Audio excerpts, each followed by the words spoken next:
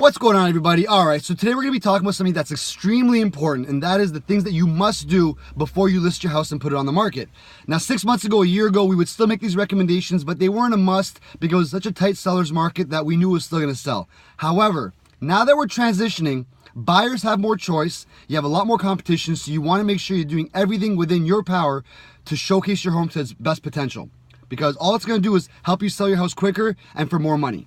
All right, the last thing you want to do is stagnate on this market, sit there and have tons of showings week in and week out and not get an offer. All right, guys? So what are the things you have to do? Declutter, depersonalize, fresh paint, and get rid of odors. Now, these are the main 4 ones. There's a whole bunch of other things we recommend, but these are the main things to do. Now, before I delve into these, please understand, whenever we do recommendations or we tell you to change something, it's not an insult to you or a call against the way you live or your lifestyle. All right? Everybody needs to stage your house. When you're staging a home, you want to showcase the neutrality of the property, and so everybody else can kind of imagine what the house is going to be like when they live there. It's not an insult to your lifestyle. I know I'm going to have to stage. Everybody has to stage, all right? So when you declutter, what are you going to do? You're going to declutter, you're going to throw out your junk, you're going to donate it, or you're going to store it in a storage locker. We have a stager that's going to help you figure out exactly what to get rid of. We just want to make sure that the openness of the house is being showcased to its best potential. You don't want to be claustrophobic with all this kind of like extra shelving units and a bunch of things just sitting there that doesn't need to be there. All right. So number 1, declutter.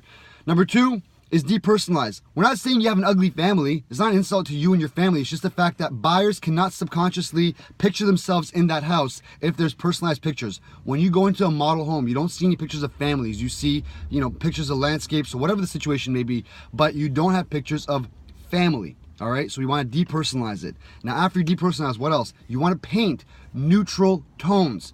All right, guys, I've got a red wall in my house. I know that when it's time for me to sell, I've got to get rid of that because it's not going to appeal to a large amount of people.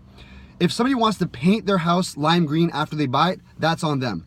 However, if your house is already lime green and you list it, you're not going to appeal to as many people as you possibly could. All right, our goal, you're never going to appeal to 100 out of 100 people. We understand that everyone's got different tastes and things that they're looking for. However, we want to appeal to as many of those 100 people that are going to be looking at your house as possible. All right, that's the key.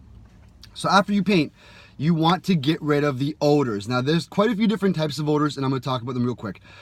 I'm a pet owner. I own a dog. He's a 100-pound shedding machine, and, I understand that. I'm going to do my best when it comes time to sell to get rid of his odors. However, you're not going to go overboard with these Glade plugins, the air fresheners, spraying everything, because that can be overwhelming as well. You don't want to have buyers walk in and get all dizzy and be like, oh my God, okay, I'm getting a head rush. Let's get out of here.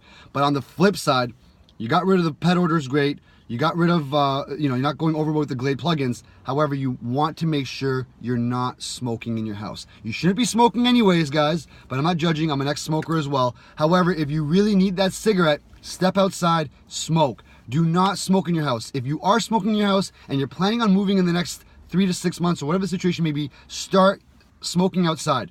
Let the house start airing out. You don't understand how many buyers you're missing out on that walk in the house and go, no, I don't want this because it smells like cigarette smoke. I try to educate my buyers and say, guys, you can get rid of this. It's not going to make or break the house. But they say, you know what? We've got so many other options, especially in this market. We don't even want to deal with it.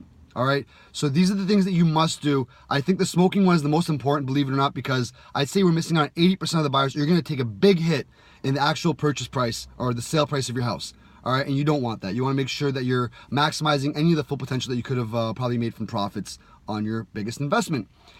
That's about it. If you have any questions, Jacob at SoldByJacob.com, Facebook, Instagram, both Sold by Jacob. And again, as always, thanks for watching.